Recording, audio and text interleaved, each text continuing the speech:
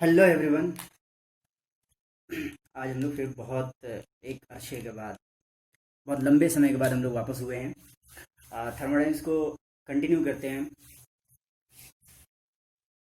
पिछले सारे लेक्चर में हम लोगों ने बेसिक पढ़े थे। बेसिक के बाद का इंटरेक्शन, एनर्जी और एनर्जी का इंटरेक्शन पढ़ा था। और उसके बाद हम लोग आप पहुंचे हैं फर्स्ट लॉ ऑफ थर्मोडाइनमिक्स पर। फर्स्ट लॉ ऑफ थर्मोडाइनमिक्स को पढ़ने से पहले हम लोग law of conservation of energy पढ़ लेते हैं। Law of conservation of energy, law of conservation of energy, ये क्या कहता है? लॉ ऑफ कंजर्वेशन मास का लॉ ऑफ कंजर्वेशन है और एनर्जी का भी लॉ ऑफ कंजर्वेशन है। ठीक है, तो हमें एनर्जी वाले से मतलब है। यहाँ पर हम लोग एनर्जी पढ़ रहे हैं, एनर्जी वाले से मतलब है। तो law of conservation of energy ये क्या कहता है, इसको हम लोग थोड़ा सा पढ़ लेते हैं और इसी के बेस पे हम लोग फर्स्ट लॉ ऑफ थर्मोडायनेमिक्स को डिस्कस करने की कोशिश करेंगे। ये कहता है, हम बचपन में इसको पढ़ते आ रहे हैं कि जो एनर्जी है ना, जो एनर्जी है, एनर्जी नाम की जो जो भी कह लें आप, एनर्जी नाम की जो चिड़िया है, चिड़िया नहीं है, I am just joking. Energy जो है, ये एनर्जी टर्म न ही इसको बनाया जा सकता है और न ही इसको बर्बाद किया जा सकता है। तो फिर ये आता कहाँ से है? ये कह रहा है, law of conservation of energy कह रहा है कि ना तो हम एनर्जी को बना सकते हैं, ना तो हम एनर्जी को बर्बाद कर सकते हैं। तो फिर ये एनर्जी जो मैं बोल रहा हूँ वो एनर्जी कहाँ से आ रही है? जो मैं लिख रहा हूँ, लिखने में एनर्जी आ रही है, कहाँ से आ रही है जब हम बना नहीं सकते? और जब मैं खाना खा ले रहा हूँ, मेरे अंदर एनर्जी आ जा रही है, तो जब हम बर्बाद नहीं कर सकते तो वो जा कहाँ रही है? ये सवाल है। ठीक है, इस सवाल को डिस्कस करने के लिए हम लोग यहाँ डिस्कस करते हैं, हम लोग आराम से डिस्कस करेंगे। तो law of conservation of energy ये कहता है कि एनर्जी न तो बनाई जा सकती है, न तो बर्बाद की जा सकती है, लेकिन एक फॉर्म से दूसरे फॉर्म में चेंज जरूर किया जा सकता है। एक फॉर्म से दूसरे फॉर्म में चेंज जरूर किया जा सकता है। अब ये क्या है? एक फॉर्म से दूसरे फॉर्म में चेंज करने का मतलब क्या है? एग्जाम्पल के तौर पे law of conservation of energy, example के तौर पे law of conservation of energy को समझा रहा हूं मैं। मान लीजिए यहां पर एक पत्थर रखा हुआ है, इसके अंदर पोटेंशियल एनर्जी है। ठीक है, इसको हमने क्या किया, इस पत्थर को थोड़ा सा धक्का दिया और ये गिरना शुरू हो गया। ठीक है, वो जो पोटेंशियल एनर्जी थी वो काइनेटिक में चेंज होने लगी, चलने लगा ऊपर से नीचे पत्थर, काइनेटिक में चेंज होने लगी। अब रखा हुआ था तो पोटेंशियल एनर्जी था, चलने लगा तो काइनेटिक एनर्जी हो गया, और आते आते गिर गया जमीन पर और रुक गया। तो जब रुक, काइनेटिक एनर्जी था, यहां से लेके यहां तक बीच में काइनेटिक एनर्जी था। पहले पोटेंशियल एनर्जी थी, फिर काइनेटिक एनर्जी थी, फिर आकर के आराम से रुक गया, फिर इसके अंदर पोटेंशियल एनर्जी आ गई। तो ये एक फॉर्म से दूसरे फॉर्म, दूसरे से फिर पहले फॉर्म में चला जा रहा है।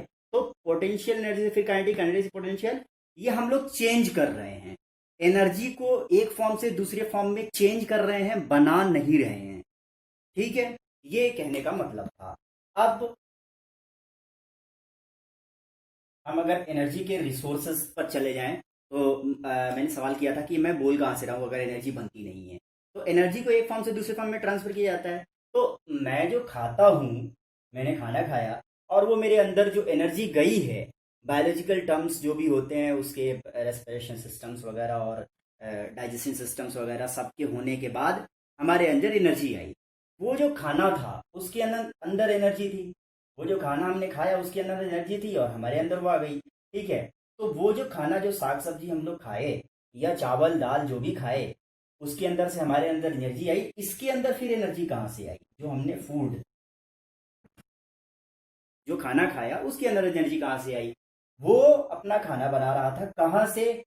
सन से लाइट लिया, और जो हम लोग बचपन में हम लोग पढ़ते आ रहे हैं इसको, कि अपना जो पेड़ पौधे अपना खाना खुद बनाते हैं और सारी चीज़ें पढ़ते आ रहे हैं। तो उसने अपना खाना बनाया, अपने अपने अंदर एनर्जी रखी और वो एनर्जी हमारे अंदर आ गई, और वो एनर्जी हमने अपना काम किया, मैं यहाँ बोल रहा हूँ, एनर्जी जा रही है, तो ये सारी चीजें अब वो जो एनर्जी थी इसमें बोलने में खत्म हो रही है। तो मतलब हम एक एनर्जी को दूसरे एनर्जी में ट्रांसफर कर रहे हैं, न के यहाँ पर एनर्जी बना रहे हैं। Got it? I hope you got it. तो ये था law of conservation of energy, कि एक एनर्जी से एक फॉर्म से दूसरे फॉर्म में बदल सकते हैं, न के हम एनर्जी बनाते हैं। बना नहीं सकते, एक फॉर्म से दूसरे फॉर्म में बदल सकते हैं। अब फर्स्ट लॉ ऑफ थर्मोडायनेमिक्स क्या कहता है? ठीक है, फर्स्ट लॉ ऑफ थर्मोडायनेमिक्स कहता है कि जब हम क्लोज सिस्टम की बात करते हैं, क्लोज सिस्टम क्या है और ओपन सिस्टम क्या है, ये बहुत अच्छे तरीके से हम लोगों ने समझा था। Open and close system, open and close system पिछले लेक्चर में है, ठीक है, वो जाकर के पहले देख लीजिए, फिर यहाँ पर आइएगा। ओपन सिस्टम क्या है, क्लोज सिस्टम क्या है, ये हम पढ़ चुके हैं। तो जब हम यहाँ पर अभी बात करेंगे क्लोज सिस्टम की, ओपन सिस्टम की भी बात करेंगे। फिलहाल हम लोग क्लोज सिस्टम के भी देखते हैं। तो क्लोज सिस्टम में यूं समझिए कि क्लोज सिस्टम ये होता है कि मास गया और अंदर जो है रह गया, जितना मास गया उतना मास नहीं निकल पाया, वो हमारा क्लोज। ओपन सिस्टम में क्या होता है, मास फ्लो करता है, यहाँ से मास आता है, यहाँ से निकल जाता है, ठीक है। क्लोज सिस्टम में ऐसा नहीं होता। तो ये बेसिक छोटा सा एक अगर डेफिनेशन हम लोग बोले तो ओपन में मास फ्लो करता रहता है, ठीक है, और क्लोज में जो है मास फ्लो नहीं कर पाता है, ठीक है। तो खैर बहरहाल क्लोज सिस्टम की अगर बात करें तो कहता है, फर्स्ट लॉ ऑफ थर्मोडायनेमिक्स कहता है कि एक क्लोज सिस्टम पे जब वर्क होता है या उससे वर्क लिया जाता है, ये वर्क होना और वर्क लिया जाना, इसको भी मैंने पिछले लेक्चर में बताया है कि वर्क जब हम लोग करते हैं, हम किसी को वर्क दे रहे हैं तो वो हमारे लिए निगेटिव हुआ, और वो हमें वर्क दे रहा है तो हमारे लिए पॉजिटिव हुआ। ठीक उसी तरह से कि हम किसी को पैसे दे रहे हैं तो वो हमारा पैसा जा रहा है तो निगेटिव, और कोई हमें दे रहा है पैसा तो वो हमारे लिए पॉजिटिव। इस तरीके से समझ लीजिए। तो अब या तो वर्क किया जाए, क्लोज सिस्टम की बात कर रहा हूं मैं अभी फिलहाल, या तो वर्क किया जाए या तो वर्क लिया जाए। दोनों सिस्टम, दोनों प्रोसेस में जो, तो दोनों ही कंडीशन में होता क्या है, अगर क्लोज सिस्टम की बात करें तो ये कहता है कि जो डेल डब्ल्यू है ना, मतलब वर्क ऑन द सिस्टम या by the system in a cycle, किसी एक साइकिल में।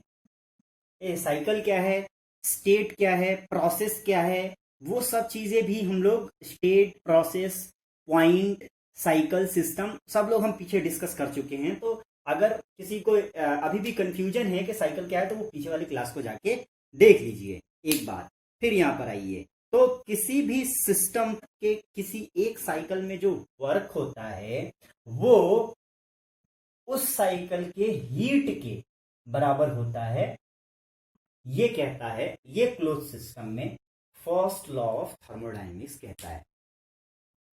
फर्स्ट लॉ ऑफ थर्मोडायनेमिक्स कहता है, जैसे law of conservation of energy कह रहा था कि energy can neither be created nor be destroyed, it can change from one form to another form. तो ये फर्स्ट लॉ ऑफ थर्मोडायनेमिक्स इस तरह कहता है कि किसी एक साइकिल में जो वर्क होता है, जो हीट होता है, वो आपस में बराबर होते हैं। Heat can be change into work, work can be change into heat. अब हम लोग इसको देखेंगे, तो चलिए देखते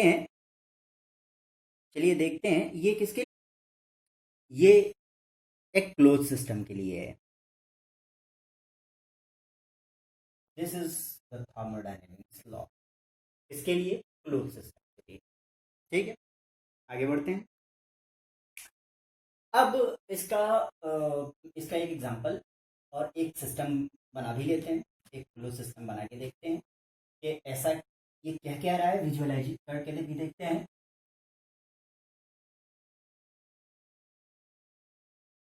विजुअलाइज करके देखते हैं। चलिए एक सिस्टम बनाता हूं मैं, एक क्लोज सिस्टम बनाता हूं। सपोज करिए कि यहाँ पर एक बॉयलर है, एक बॉयलर बना लेते हैं। यहाँ पर एक बॉयलर है, सपोज ये बॉयलर है। बॉयलर का काम क्या होता है, बॉयलर का सिंपल काम होता है कि स्टीम बनाना, ठीक है। अब इस बॉयलर से जो भी स्टीम एनर्जी निकल रही है उसको हमने भेज दिया टरबाइन पर। टरबाइन भेजा टरबाइन पे। टरबाइन से जो जो भी प्रोसेस हो रहा है, जो काम हो रहा है, उसके बाद टरबाइन पे पूरा काम हुआ। टरबाइन पे काम होने के बाद यहाँ से वर्क निकल गया, वर्क नेट आउटपुट निकल गया, ठीक है। और वर्क निकलने के बाद डब्ल्यू डब्ल्यू आउट हुआ। टरबाइन पे काम होने के बाद डब्ल्यू आउट, वर्क निकल गया। वर्क निकलने के बाद जो अपने पास जो स्टीम बचेगी या जो स्टीम काम कर चुका है, उसके बाद जो भी जो स्टीम बचेगा उसको हमने क्या किया, उसको हमने फिर कंडेंसर में, हम कंडेंसर में लेकर के आते हैं। ये तो ये हम लोग बेसिक है, ये तो हमारा बेसिक है जो हम लोग बेसिक थर्मोडायनेमिक्स में, बेसिक मैकेनिकल इंजीनियरिंग में हमने पढ़ा था। तो इसको हम कंडेंसर में लेकर के आते हैं कंडेंस करने के लिए, है ना। अब इस कंडेंसर को हम लोग क्या करते हैं, इस कंडेंस हुए वाटर को क्या करते हैं, फिर से अगर हमने एक पंप लगा करके इसी वाटर को फिर से बॉयलर में सप्लाई कर दिया। अब देखिए इस चेन को पूरा, ये हमारा एक क्लोज सिस्टम है, ध्यान से देखिए, ये हमारा एक क्लोज सिस्टम है, ठीक है। क्या किया मैंने कुछ भी नहीं किया है।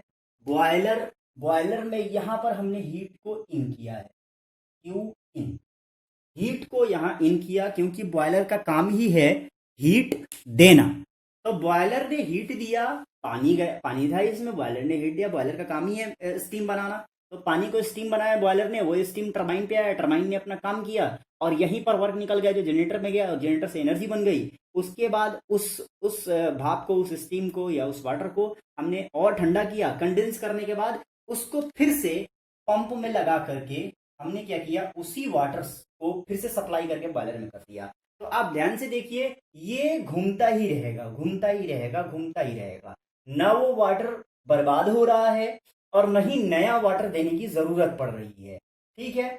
बॉयलर जो है, ये जो बॉयलर है, इस बॉयलर को जितना हीट दे रहा है उतना ये वर्क निकल रहा है, कहीं और से निकलता हुआ दिख ही नहीं रहा है, कहीं पर नहीं दिख रहा है। तो ये जो फर्स्ट लॉ ऑफ थर्मोडायनेमिक्स है वो यही कहता है कि जितना हमने हीट दिया, अगर ये बीच में जो एनर्जी जो बर्बाद हो रही है ना, ये बीच में जो एनर्जी बर्बाद हो रही है, बीच में जो एनर्जी बर्बाद हो रही है, अगर हमने वर्क दिया तो क्या होगा कि जितना जितना ये हीट दिया, अगर हमने हीट दिया तो जितना हीट दिया उतना वर्क निकलना चाहिए। ये क्लोज सिस्टम के लिए है, क्लोज सिस्टम के लिए। लेकिन मसला ये है कि क्या उतना वर्क निकलता है या कुछ एनर्जी बर्बाद भी होती है या कुछ एनर्जी स्टोर भी होती है। क्योंकि यहाँ पे देखिए ये रास्ते में निकल रहा है तो कुछ ना कुछ एनर्जी यहाँ फ्रिक्शन की वजह से या किसी भी एक सिस्टम की किसी भी एक वजह से कुछ ना कुछ एनर्जी बीच में तो जाती होगी, कुछ ना कुछ जाती होगी। कुछ पानी बीच में छूट जाता होगा, कुछ स्टीम बीच में छूट जाता होगा, कुछ स्टीम कंडेंस होने से रह जाता होगा, या कुछ स्टीम फिर से वापस जब जाता होगा, वाटर जब जाता होगा तो कुछ स्टीम नहीं बन पाता होगा। कुछ ना कुछ एनर्जी तो बर्बाद हो ही जाती होगी। ऐसा पॉसिबिलिटी है या नहीं है वो आपको बताना है। हम लोग अगले लेक्चर में उसका डिस्कशन करेंगे और देखेंगे। ये हमने क्लोज सिस्टम बनाया है, इसमें जो है हमारे लिए एक जगह से यहां से एनर्जी इन हो रही है तो हमने लिखा डेल क्यू, और यहां से आउट हो रही है तो हमने लिखा डेल डब्ल्यू। और ये हमारे क्लोज सिस्टम के लिए वैलिड है, बिल्कुल है, क्लोज सिस्टम के लिए वैलिड। यही है हमारा फर्स्ट लॉ ऑफ थर्मोडायनेमिक्स, जितना हमने हीट दिया उतना वर्क जो है, ये फर्स्ट लॉ ऑफ थर्मोडायनेमिक्स कहता है कि जितना हमने हीट दिया उतना वर्क बनता है, उतना वर्क निकलता है। कहाँ? क्लोज सिस्टम की बात अगर करें तो, ठीक है, फॉर अ क्लोज सिस्टम। तो ये था हमारा पूरा फर्स्ट लॉ ऑफ थर्मोडायनेमिक्स, जितना हमने हीट दिया उतना वर्क निकला for a close system. Hope you got the concept. और इसके आगे हम लोग पढ़ेंगे कि अगर एनर्जी निकलती है या एनर्जी दी जाती है या एनर्जी बर्बाद होती है तो उसका कैलकुलेशन कहाँ होगा, कैसे होगा। और तब तक आप सोचिए कि क्या हो सकता है, ये कैसे हो सकता है। Thank you.